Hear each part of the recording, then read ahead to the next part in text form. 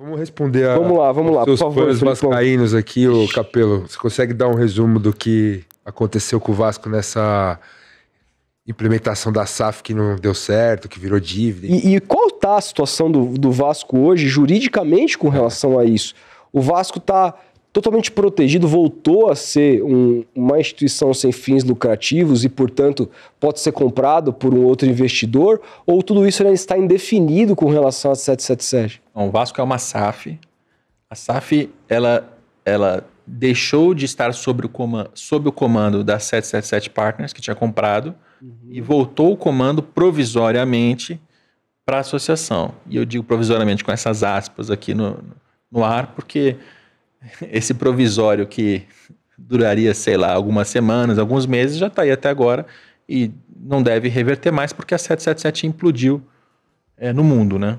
Ela financeiramente entrou numa derrocada e ela está tentando se defender juridicamente para conseguir participar do processo de revenda do Vasco. Dava para o Vasco prever na época que ele fechou esse contrato que isso aconteceria? Existiam indicativos à época que davam para antever que não era o melhor caminho, ou os caras, na verdade, camuflaram muito bem esse destino trágico? Essa é a resposta mais controversa, a pergunta mais controversa que você me fez e que a minha resposta não vai satisfazer quem está ouvindo, tá? Porque dependendo do lado que a pessoa tiver, ela vai me bater. Não dava. Pelo que estava na época. Porque qual era o cenário, né? Botafogo e Cruzeiro fazem a sua venda, o Vasco começa a procurar interessados no mundo, o Vasco tinha o interesse escancarado de vender o clube para o Manchester City, assim como outros brasileiros, não consegue, o City se decide pelo Bahia, aparece a 777.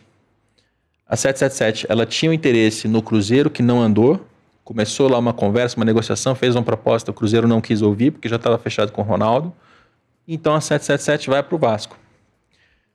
O Vasco ele faz esse processo de venda na administração do Jorge Salgado e ele tem assessoria ali do KPMG.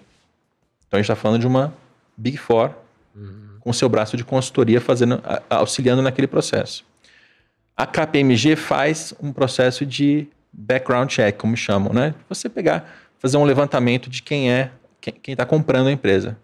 E vai levantar os negócios da 777 para descobrir quem é, o que faz, se tem fundos, etc. A KPMG já dá uma sinalização de que podia seguir adiante. O Vasco contrata ainda um segundo background check de uma empresa chamada Kroll, que é uma auditoria, que vai e faz uma segunda checagem, né? Faz uma due diligence em relação a 777 e volta um relatório. Esse relatório eu não li, mas eu conversei com algumas pessoas que viram o relatório e que me disseram que esse relatório não tinha o que eles chamam de red flags, né? De bandeiras vermelhas, do tipo, não faça negócio com esses caras porque eles não têm dinheiro, ou eles não têm fundos, ou eles não têm comprovações financeiras, não faça negócio. Não tinha isso nesse relatório. Então, o Vasco fez a venda da SAF para um grupo de empresas que foi checado por uma Big Four e pela Kroll, a KPMG e a Kroll. E nenhuma das duas fez apontamentos. Depois ele passa pela Assembleia, passa por todo aquele processo, faz a venda, etc. e tal.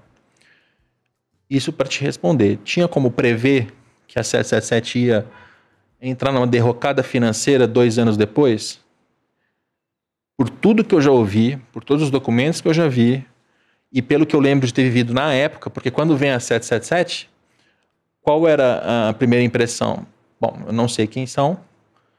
Eles têm um grupo que tinha umas coisas meio excêntricas, do tipo, eles estão investindo nos Estados Unidos, eles investem em avião, eles investem em futebol, então eles tinham segmentos de atuação muito diferentes, o que é meio estranho, mas não é uma red flag, entendeu? Impeditivo, né? Não é um impeditivo. Você tem grupos com atuações em segmentos diferentes no mundo. E os caras, eles apareceram, eles tinham rosto, eles tinham, né? Você tinha lá o tal do Joshua Wander, você tinha o outro sócio, você tinha o financeiro, você tinha... eles foram buscar o principal executivo do City, do grupo do City naquele momento, que era o Don Dunsfield, se eu não me engano o nome dele. Então eles estavam se estruturando para fazer uma rede de clubes, que já tinha comprado o Genoa na Itália, que já tinha comprado o Sevilha na Espanha, tinham tido problemas com o Sevilha, com os sócios lá, porque eles tinham comprado, mas teve alguma discussão em relação à sociedade no Sevilha, mas não era uma coisa assim que parecia um impeditivo. Eles aparentemente tinham dinheiro para fazer o aporte e eles apresentaram a proposta que financeiramente era a maior proposta naquele momento, comparada a Botafogo com Textor, comparada a Cruzeiro com Ronaldo, que tinha muito pouco aporte. Era a maior proposta que estava na mesa naquele momento. Parecia um bom negócio, né? Agora, o tempo corre, as coisas acontecem e o que veio na sequência é um grupo que inicialmente teve muita dificuldade para fazer a administração do futebol do Vasco, porque foi lento, né? O começo deles na Série B foi um começo muito complicado. Tinha que fazer contratações, eles foram atrás de um perfil de atleta muito jovem, com potencial de revenda, que teoricamente é um bom negócio, mas que Não dá resultado rápido. não estava dando resultado rápido. Tiveram que correr atrás para trazer jogadores mais veteranos, mais velhos, com mais, né, tarimba para conseguir resultados. E aí trouxeram o Verratti, trouxeram outros jogadores. E aí a coisa começou a ganhar corpo, mas foi no sufoco. Demitiram o executivo de futebol, contrataram Alexandre Matos, demitiram de novo, contrataram. Então eles estavam perdidos administrativamente. E a 777 ela subestimou a associação civil absurdamente, de várias maneiras, né? Politicamente, no seu dia a dia, porque o Pedrinho e a diretoria do Pedrinho queriam participar mais da administração. Quando o Pedrinho foi eleito, eu falei, rainha da Inglaterra. Todo mundo falou isso. Mas ele não foi lá para isso. Uhum. Ele queria participar. E a 777 não, né, por meio da sua... Ele deu declarações, inclusive, falando, eu não posso fazer nada, lembra? Exato. E a 777, ela não deu importância para isso. Foi um erro estratégico. Então ela deixou profissionais que não estavam aptos a fazer a gestão do clube na SAF naquele momento. Ela não deu ouvidos ao Pedrinho e ela subestimou a ação que viria para perder o comando. Porque ela entendeu que, olha, como eu tenho um contrato assinado, esse contrato está todo amarradinho, eu fiz o meu aporte na data que eu tinha que fazer no ano anterior, e o aporte seguinte vem só em setembro, o Vasco começou a fazer pedidos do tipo, olha, me apresenta garantias de que você vai fazer o aporte em setembro. Eu não. Quando eu não pagar, aí você vai me cobrar. E aí eles foram surpreendidos pela Justiça do Rio de Janeiro. Perderam o comando da SAF. E hoje o cenário aponta o quê? Porque eu vejo um grande ponto de interrogação quando eu olho para o Vasco. Luta jurídica. A questão é que quando o Pedrinho ele retoma a SAF do Vasco, ele sabe que a associação não tem condições de tocar o futebol do Vasco. Uhum. Porque não tem dinheiro. Uhum. Precisa de investimento, precisa de aporte, precisa, no mínimo, de alguém que cumpra aquele contrato que estava acordado. Uhum. Ele tinha uma intenção de fazer negócio com o José Roberto Lamacchia, da Crefisa. Aquilo estava acontecendo. Eu cheguei a reportar. Que é o marido da Leila Pereira. Marido da Leila Pereira. Só que isso desanda no meio dessa história. Porque a Leila estava em eleição no Palmeiras, porque ela começa a ser cobrada pelos oposicionistas dela, como é que ela vai se dividir, como é que o marido vai estar numa ponta e ela na outra. Uma posição, obviamente, conflituosa. Uhum. Então a Leila, que desse processo todo não estava participando, mas era a mulher do Lamacchia, o Lamacchia se retira da negociação e diz pelo menos até o fim de 27. Pelo menos até agora. E o Pedrinho, a carta que ele tinha para ter alguém que faria um investimento e que montaria uma estrutura em que o Vasco Associação teria uma posição de comando do futebol, aquilo não funciona. Ele está no mercado tentando achar um investidor que compre a SAF. E como o Vasco está pagando o salário? Com as receitas que ele tem no dia a dia. Tá. Essas receitas não são suficientes para tocar o clube. Ou vão fazer o Vasco pegar o fluxo de caixa eles conseguem. De maneira mambembe, mas o torcedor sabe que não é isso que vai viabilizar o Vasco no longo prazo. E o Pedrinho também sabe. Porque o Vasco está enforcado, o Vasco tem muita dívida. Então, o que eles estão fazendo? Eles entraram num processo de recuperação judicial, para reduzir a dívida, alongar, isso é muito importante, para melhorar o fluxo de caixa e também para melhorar o perfil para venda. E eles estão tentando trabalhar, ok. Mas ainda assim, o Vasco precisa fazer essa revenda da SAF. Os problemas aí o Vasco é um ativo de grande valor? Claro que é. O Vasco tem potencial de aumentar sua receita, tem muita torcida, tem muito... Sim, sim para todas as perguntas. A questão é, ainda não está claro como é que você vai resolver a questão jurídica que envolve 777. Quem que compra uma situação dessa indefinida? Exato. Tem como. E a 777, por ter implodido, ela tem credores fora do Brasil que estão de olho no espólio dela. E esses credores também estão em conflito fora do Brasil. Então, se ela vender o Vasco, qual vai ser o valor? Esse valor vai para quem? Ela tem que participar desse processo, mas o que a associação achou que ia acontecer é que ela ia vender o Vasco sem que a 777 participasse. Não é Olha, isso? eu faço uma negociação, eu boto aqui um valor, tem um comprador, a 777 aceita. Ela ganhou o tem... comando, mas Exato. as ações continuam fazendo parte da 777. É isso?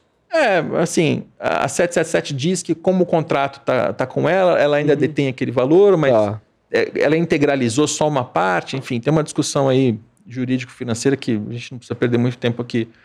Mas o ponto é, a 777 ela comprou o Vasco e ela colocou lá um valor alto, se eu não me engano 300 e tantos milhões de reais, eu não lembro o valor exato. Mas ela comprou, ela botou dinheiro lá. Ela tem propriedade de alguma coisa ali. Ela tem que participar desse processo de revenda. A questão é, de que maneira? Ela vai concordar com quais termos dessa revenda? Nossa, cara, que celeuma. Salada, hein, cara? E se o processo for feito à revelia da 777 e dos credores dela, o cara que estiver comprando, ele vai ter segurança de que aquele negócio é para valer? Ou ele vai comprar esperando que nos próximos 5, 10 anos ele pode talvez perder o ativo na justiça porque numa decisão em tal instância, em tal lugar, foi desfeito? Tem insegurança jurídica. E eu dizia isso nas redes sociais quando eu estava fazendo as minhas participações no Sport TV, e como é um ambiente muito, muito politizado, e que os torcedores são usados de massa de manobra contra uns os outros e contra nós, eu virei o Mr. Insegurança Jurídica. Me diziam ano passado que eu estava plantando crise, que não tinha insegurança nenhuma, que ia lá e que ia vender, que ia dar super certo. Tá aí, passou mais de um ano já da tomada da SAF pela diretoria e a revenda ainda não aconteceu. Um dos principais fatores é a insegurança jurídica. Que loucura. E hoje, a 777, ela está, assim, quebrada no exterior, mas ela tem um escritório de advocacia contratado no Brasil, mais de um, na verdade, que está representando e que está num conflito intenso ali, porque eles têm uma câmara de arbitragem que está montada e eles estão discutindo em quem são as pessoas que vão compor essa câmara. Então o Vasco nomeia alguém, os advogados da 777 vão lá e dizem que tem um conflito porque essa pessoa não pode, porque ela está ligada a não sei quem, eles anulam essa pessoa. Então esse confronto jurídico está acontecendo hoje. E sem uma perspectiva de quando vai se resolver. Sem perspectiva de solução. Caraca, velho. Que doideira. Cara, bem na vez do Vasco, que é a hora dele ter SAF. Não, de todas as SAFs possíveis, cara. Assim... Atiraram na pior. Você vê, o Ronaldo com o Cruzeiro, ele não tinha os recursos para fazer um Cruzeiro forte. Mas ele já revendeu. Pavimentou bem ali. O John Textor no Botafogo... Eu acho que ele está assumindo riscos muito grandes em relação à alavancagem, à dívida. Eu acho um bom tema, inclusive, John Textor no Botafogo. Mas ele trouxe um sucesso esportivo imediato. O City no Bahia, é o sócio dos sonhos, né? Um grupo desse tamanho. O Vasco foi pegar justo a 777.